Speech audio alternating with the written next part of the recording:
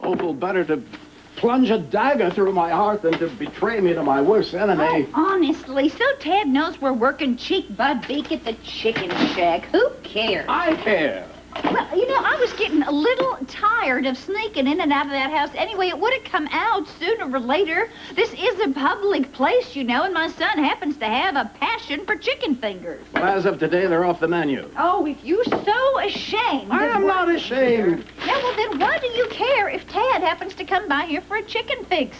I mean, you earn an honest living. You got every reason to hold your head up high. Excuse me, folks. Here is your order. Your food's ready. As the sole proprietor of this place, I reserve the right to refuse service to anybody. A floor show, Ma.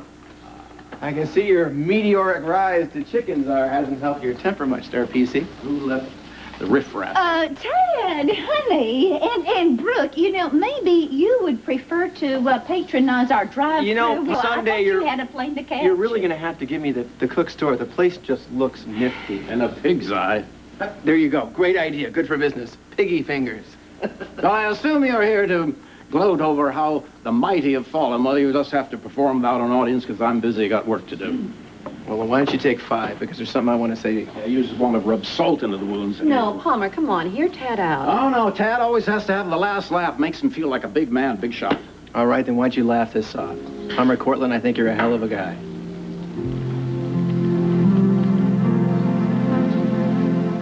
Hi, Margaret. This is Dixie Cooney. Is Tad still there?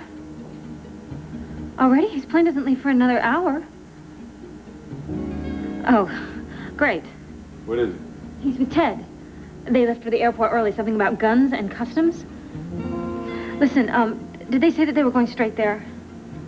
They're stopping where? Well, would you mind, Margaret, checking his calendar? Well, what about Ted? No, okay. Listen, just do me a favor. If he calls in to check with you for any reason whatsoever, have him call me, all right? Right away before he gets on the plane. It's urgent. No, not Ted. Tad Martin. Thank you. Dixie, Ted is no more likely to kill Tad than I am.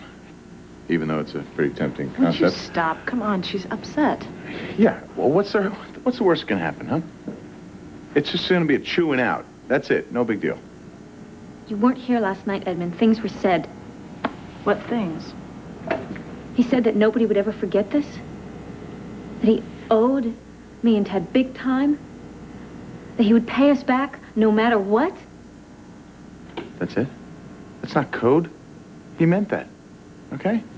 Look, I think it's pretty big of him, all things considered, you know? He finds out that you're in love with another man. He just swallowed his pride, went over to you and wished you well. He didn't have to do that. When he gave me this Bible, he said that I would need it someday for comfort. Comfort from what? Well, you tell me. Tad's death. Dixie, you're scaring yourself silly. He even quoted from it. Yea, though I walk through the valley of the shadow of death, I shall fear no evil. Well, so far, I haven't heard anything that sells me on the idea of Ted being an assassin. Well, now, was he upset or was he angry while he was here? No. He was just the opposite. He was very calm. Well, give the guy a break, okay? I mean, look, one day he's throwing furniture and then he's calm. I mean, he can't win for losing. No, it doesn't make sense, Edmund, but it does make sense.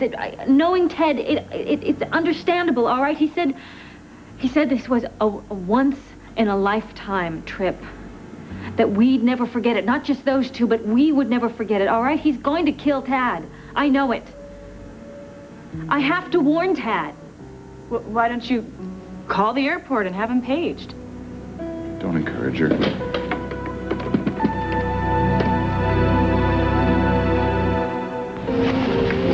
You're doing some rock climbing, too, huh? Yeah.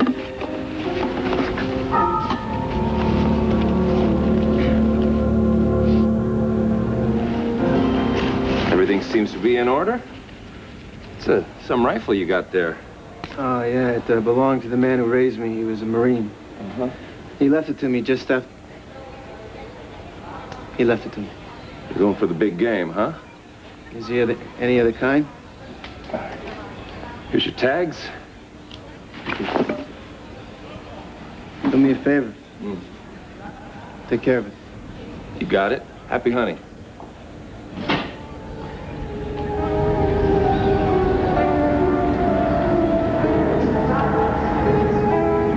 Paging Mr. Tad Martin. Mr. Tad Martin, please see the courtesy clerk at gate 11. Mr. Tad Martin, please go to gate 11.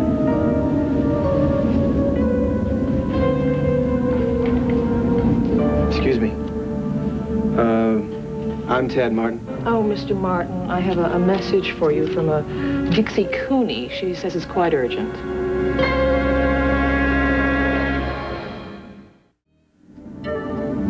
Ted knows all about us. Whatever you do, don't get on that plane. If you need to return the call, there's a courtesy phone right over there. No, thank you. I'll take care of this as soon as I get home.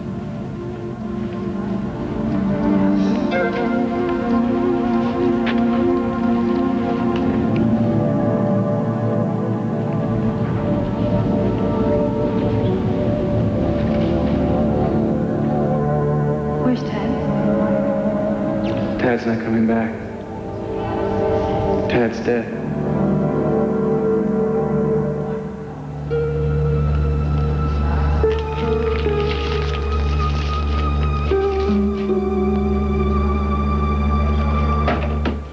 I'm serious. You've really managed to turn things around. Most men in your position, after losing their life's work, would promptly curl up and die. You wish. Come on, Palmer, I'm impressed. Really. Besides, these mom and pop places you got here, they deserve support. So anytime you feel like you need a little extra capital for expansion or remodeling or anything, I want you to give me a call. Ted! What, Ted? Honey, Palmer, did you hear that? You can get that second franchise that you were talking about, that one on I'll Decatur accept Avenue. another loan from him when chickens grow lips. Oh, Palmer, Do you now think for don't 1 minute that I'm going to let him gobble up another business of mine? No, Palmer, he's not here to take away anything from you.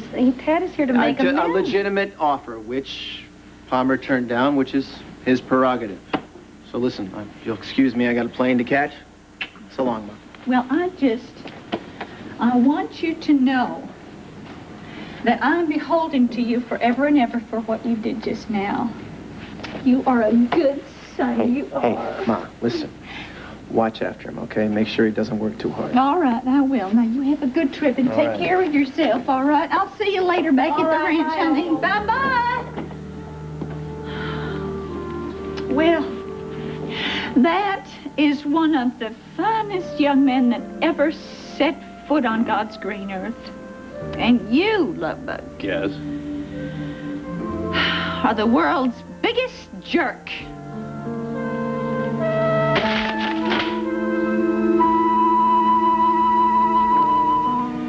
Ted should be at the airport by now. Why hasn't he called? Maybe he didn't get my message. Maybe I should call again. What if he gets on that plane and... Dixie, stop this. You're driving yourself crazy.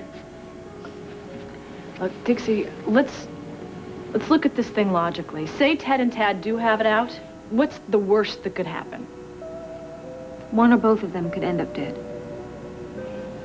Dixie, okay, say Ted does want to go after him in some kind of jealous rage. Wouldn't he have made his move already? Would he really fly his victim thousands of miles to do away with him? Come on, I mean, according to you, self-control is not part of Ted's profile. Who knows what he's capable of? As a child, he was tortured. He was abducted. I mean, what if he feels threatened? He's not threatened, okay? He's not threatened. I went to his motel room, and I saw all the guns and all the gear, and I asked him point blank, what's in season here? The bottom line, it is not open season on Tad. Then why did he give Tad a gun? That proves my point. Why would he give Tad a gun?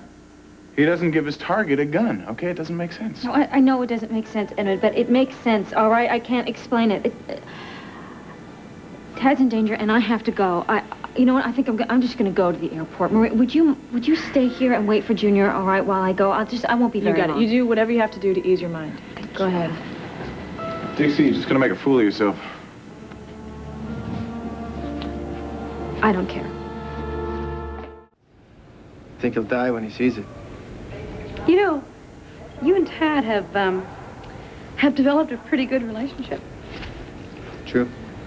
Well, I guess you have to get along okay if you're going to go on vacation with each other. You do if you want to have a good time.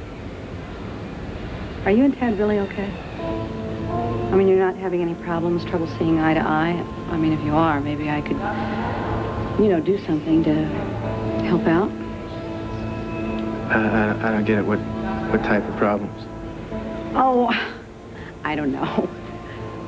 Did Tad say something about me? No. Actually, it was Dixie. She called this morning to speak to Tad. She was a little anxious about him going on this trip with you. She didn't say why, though. Do you have any idea why? Dixie doesn't confide in me anymore. I hope she didn't scare Tad off. I'd really like to make this trip unforgettable.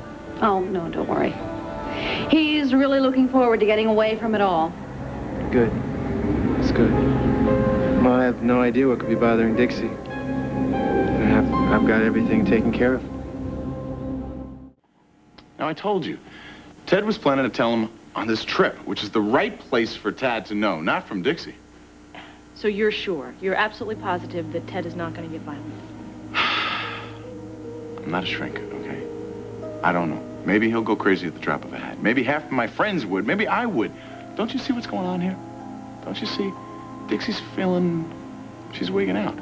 She's feeling guilty and scared that she's ruined some people's lives, including her own, and maybe she has. So, if she feels hell-bent on getting a Tad before Ted does, I say let her. This is a matter of life and death. That plane cannot be allowed to take off. Dixie? Why on earth would you want to stop Tad's plane? Brooke, what are you doing here? I drove Tad to the airport. What's wrong? Ted, I have to get in touch with him. Dixie, if you have a good reason to stop that plane from taking off, I want you to tell me first, and I want you to tell me now.